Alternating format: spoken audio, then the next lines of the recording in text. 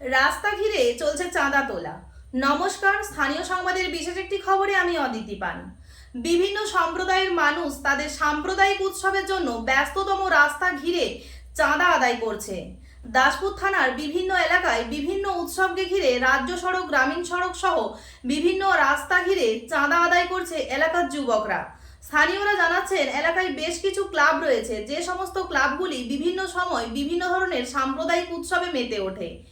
এই সমস্ত অনুষ্ঠানের টাকা রাস্তায় পথ চলতি মানুষের থেকে তুলে থাকে। এক প্রকার জোর জুলুম করে টাকা আদায় করতেই হবে তাদেরকে। পথ চলতি 2 চাকা, 4 চাকা, টোটো, সাইকেল আরোহী কাউকেই বাদ দেন না।